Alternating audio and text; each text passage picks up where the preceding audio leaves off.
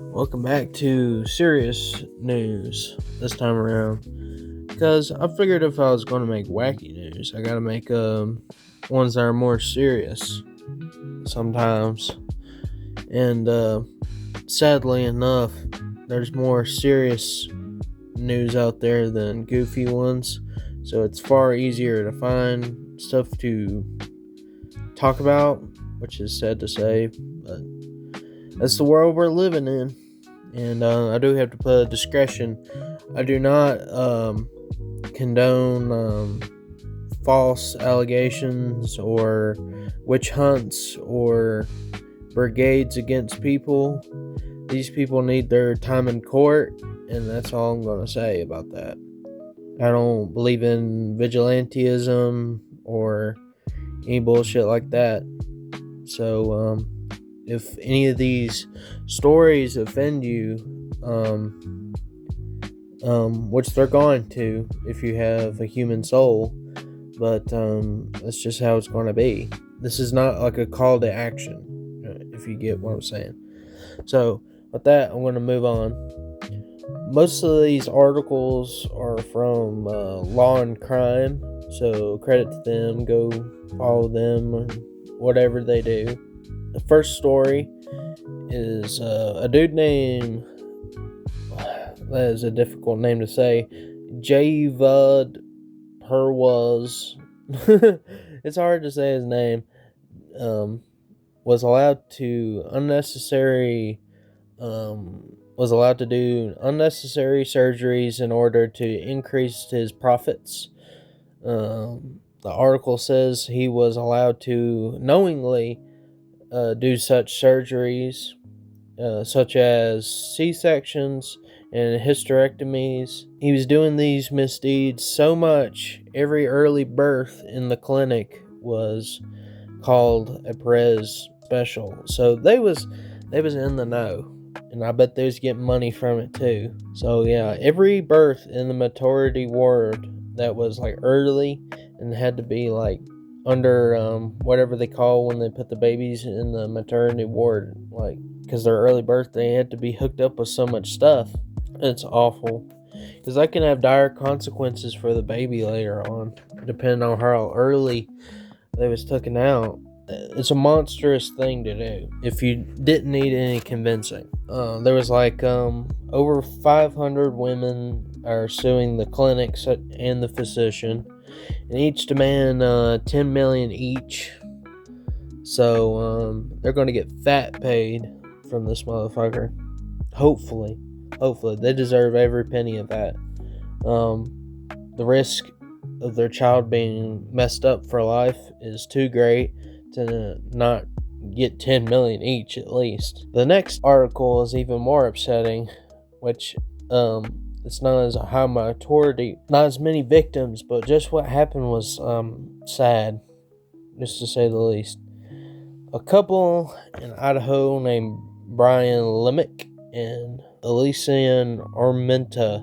I guess they wasn't married because they don't have the same last name, but they had a kid. And 12 days into having that kid, it died. And this article says that it was that they were blaming it on everything under the sun, basically trying to obfuscate any blame on their end, which according to the officers, it was most likely because the baby was living in a shit sty. These dudes didn't clean up all the trash, and the baby's suffocated. But the parents are blaming on sudden infant disease, SIDs, which is a thing, but in this case I don't think it was, and rolling over on it in their sleep, which the cop says they put the baby had died in a different place, so it wasn't that either.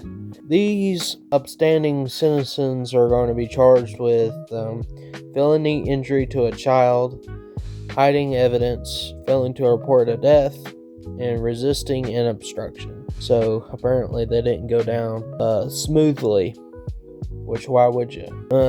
In my opinion, if you're gonna have a kid, especially if you're unmarried to each other for some reason, take care of the kid. You're not even legally obligated to do some of the things that you're supposed to do, but do it anyway. Make sure your house is as clean as possible. Make sure it's, not like completely like 100% germ free if you have to, but like a moral obligation once you have that kid, that kid is your world. So taking necessary precautions to keep that baby alive past 12 days in your house, I'd say, is common fucking decency. So blame it on whatever you want, but I hope they're going to hell for that shit. All you have to do is rent a big green box and then throw your shit away, and everything would have been okay. Just clean it up. That's what you're supposed to be doing. You carried that motherfucker for 9 months and you just sat in a pile of trash. You have no excuse. You knew it was coming. You didn't adopt it. You made it yourself. So you took 9 months and sat on your ass in a pile of trash just to give birth to it and then kill it on accident? No. Ugh, the more I think about it, the more mad I get. Ugh. Let's just say my house is gonna be clean as fuck. It's gonna be spotless if I ever have a kid. And then, once it grows up old enough to walk and talk back to me, now it's gonna clean the house itself. Oh, the next one isn't even any happier, but in Missouri, a man is suspected of fatally stabbing his grandmother, which it's pretty much cut and dry. He's got to have his time in court, but he's pretty guilty of this shit. Apparently she was 81 years old and a cancer survivor. So imagine going through the ordeal such as cancer and just to have it end because some fucking goofy head ass motherfucker stabs you to death. That is a way to go. That's for sure. Apparently her daughter, probably the suspect's aunt, I guess, found her in a heap of blood and she called the cops and they just couldn't save her. She died in the hospital. And apparently the dogs were trying to defend the grandmother, but they got stabbed in the process. This fool is getting charged with first degree murder, animal criminal action, and 2 counts of animal abuse. So, and the dude was living in the house beforehand. People saw him leave in the morning, and it's pretty cut and dry case. I don't think it will take too long to press the guilty stamp on his record, and I hope this guy serves a long time. I hope he's not in one of those bullshit states that just lets him out for no fucking reason. That's a thing nowadays. You just kill somebody and you go up to the court and they have pity on you and they let you out the next day or give you some bullshit bail like $50,000, and then somebody takes out a loan and bails you out, and then you need to figure the fuck out. If you don't want people to die, put them in jail. Jail is not so harsh that it's barely even I don't want to call it that, but jail is not as bad as it seems to some people. And I don't know why people are so reluctant to put people in jail that deserve to be in jail.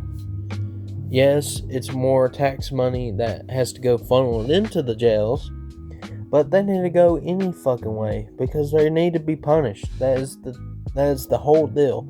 Since way back when we said we needed jails to put criminals in. I don't know why people are so scared to put people in jail. It is not that fucking bad, to be honest. Some people prefer it. Some people go in and out of jail all their fucking life because they love it so fucking much. They get to hang out with all the fucking assholes that are just like them. So, put more people in fucking jail. There shouldn't be people with fucking 20 charges on their fucking record no matter what, still walking around free like a fucking idiot. And I I just want to end this off the special segment. There's a thing called the sex registration, and many people don't know about it. Many people should look into their local areas to know who is the diddlers and who's not the diddlers, so they don't allow their kids near them. So I propose this.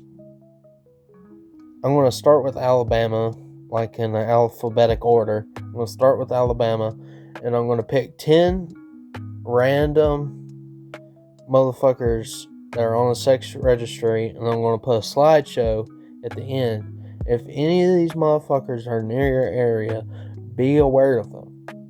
I think this is a perfect segment for serious news. And if it's too controversial for you, you can leave a comment down below. But people needs to be aware that weird motherfuckers are around.